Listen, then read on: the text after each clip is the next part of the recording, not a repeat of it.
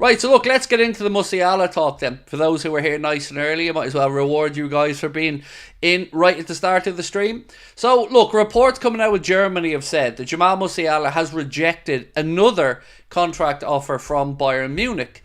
Currently, Musiala is inside the final 2 years of his Bayern contract, meaning they're going to want to negotiate to try and keep him there. Now, I don't know what Jamal Musiala's future entails. I'd be, quite frankly, gobsmacked in a good way if Liverpool were at the table to try and bring him in. We should be, but we all know the likelihood is that he'll either stay there or move on to, I don't know, maybe Manchester City if they're not relegated into oblivion at that point.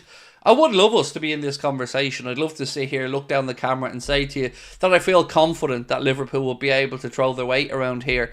There's been interest, according to various newspaper reports, from Chelsea, Liverpool, Manchester City, Arsenal, Manchester United, Real Madrid, and I'm sure a whole host of other top talents. Whatever happens in this scenario, we can't allow him to go to Real Madrid. It's just football can't allow that to happen. There's no way we can let Madrid have Musiala, Bellingham, Mbappe, Vinny Jr., Rodrigo, Tchouaméni, Valverde, Camavinga, all in the one team. That's just madness. So for football's sake, he has to go somewhere else. He can't go to Real Madrid, surely. Look, I'd love us to be in the conversation, and we should be, quite frankly. If Jamal Musiala is even potentially available, you would certainly hope that Richard Hughes, Michael Edwards and Liverpool Football Club would be looking to get in his ear and try and convince him that Liverpool could be a place for him to come and play football. I don't think it's going to happen. Won't stop us being linked in the media, but look, I always try to be realistic in my assessments of these things, and as much as I would love Jamal Musiala at Liverpool, I don't know how I feel about it. I mean, look, let's get to a poll on it. I think that's the best way to kick off tonight. Do Liverpool have a realistic chance of signing Jamal Musiala? I mean, I can't be any fairer than that with the question. Simple yes or no, and I will leave it up to you guys to vote away. Look, if you're asking me for my vote on this, we should be in with a chance. We should have the capabilities to sign him, but you know my thoughts on the transfer committee and the ownership structure. I wouldn't be holding my breath that we'd be able to convince Musiala, who, if I'm not mistaken, started his career at Chelsea. I think. I might be wrong on that. Open to be corrected. Again, look, I'm not trying to say we have or haven't. That's why I put the poll up. Let's see what you guys think about Liverpool's chances of potentially signing Jamal Musiala. Stevie Boy, thank you, mate. First super chat of the night. Really do appreciate your support, sir. He'll end up at Madrid or City, who are serious of winning trophies. On the other hand, Liverpool are serious in making profits and not spending. Look, how do I answer this one? I fear you're right, Stevie Boy. I fear you're right. You know my take on the owners, and people, you know, are probably fed up listening to me at this point. To me, it's a crying shame that we can't look at this situation and feel any sense of optimism or hope that Liverpool could go to sign Jamal Musiala. Because if you look at it, taking our Liverpool bias aside, we're Liverpool Football Club. We're in the Champions League. We're playing in the best league in the world.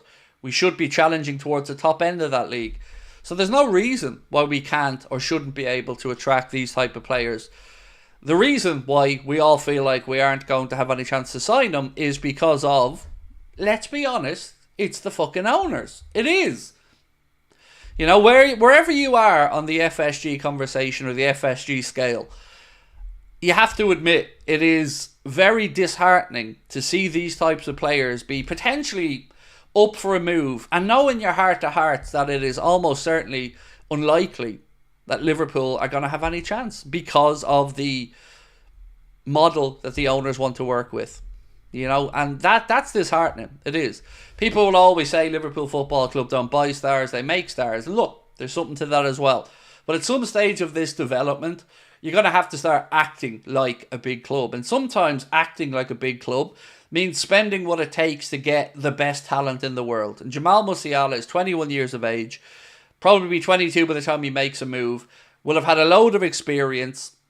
You know, it would be a great way to get over missing out on Jude Bellingham anyway, let me say that. Jordan Lawson, again, thank you, sir, for your super chat, said Jude might play a part, so I think Jamal to Real. I mean, I fear you could be right, Jordan. You know, Real, Man City, if they somehow beat these charges, staying at Bayern, they're all, in my opinion, far more likely. options than us being able to get him, which again gives me no pleasure in saying that. Liverpool never signed top players, and there's no point in raising our hopes. How sad is that to say, though? Not that I'm disagreeing with you. Who was it that put that comment in? Nims. Not that I'm disagreeing with you, mate, but how sad is that to be saying? Like, you know, these owners, man, they really have dented your hopes as a fan that we can solve some of these things in the transfer markets, because, like you've said, we should be able to. Well, you haven't said it, but I'm maybe putting words in your mouth here. We should be able to look at this Jamal Musiala situation and feel that we'll at least be at the table. You know, we'll be in the conversation. Andy said, I believe we have a realistic chance of getting him, as there is only a clutch full of clubs that can have him, and if you look at Real Madrid, they have plenty of stock and quality in that position. Again, I'd love to feel that we could realistically go out there to try and sign Jamal Musiala, but I would definitely be in the 67% of people there that feel that it's not likely. So yeah, maybe I'm browbeaten as well by these owners, but as much as I'd love to believe in Musiala coming to Liverpool, I very much don't have the faith in these owners to pony up what it would take, or even to convince them. You know, because at the end of this season, if he still hasn't agreed a deal with Bayern, then you're at the point where he's gone into the last year of his deal, and they're going to have to look at getting some type of fee from at that point. Another name that's been linked with a move to Liverpool is the Brighton centre-half.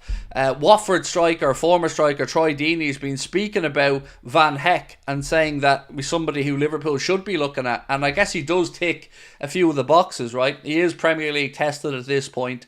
He's a left-footed centre-back, and that is what we need. He's also Dutch, so I'm sure Arne Slot and Virgil van Dijk would know all about him. I think he was on loan at Herenveen previously, if I'm not mistaken. So yeah, that's another interesting one. And I have to say, Van Heck wasn't a name that I probably would have thought of before this, but Troy Deeney bring it up kind of made me think about it, and I'm going to keep an eye on him over this season to see how he gets on. I'm sure some of you guys will have watched a lot more of Van Heck than I would have, so thoughts in the comments would be very much appreciated. One story that caught my eye today, actually, and I'm not sure how much stock to put in this, but there's a report, I think, coming from Football Insider, who say Liverpool are scouting ex-Manchester United midfielder Angel Gomez. Of course, we're going to get a chance to have a look at him up close when Lille come to play us in the Champions League at Anfield, a game that I'm actually going to be attending. So I don't know how seriously we've been monitoring or looking at Angel Gomez, but we'll get a chance to have a look at him up close this season when we play Lille in the Champions League. So maybe a story to keep an eye on. I don't know. I don't know much about him, to be honest with you. I know he played for England in the last international or set of internationals, but I can't say I followed Angel Gomez's career whatsoever. So any input from you guys on that would be much appreciated.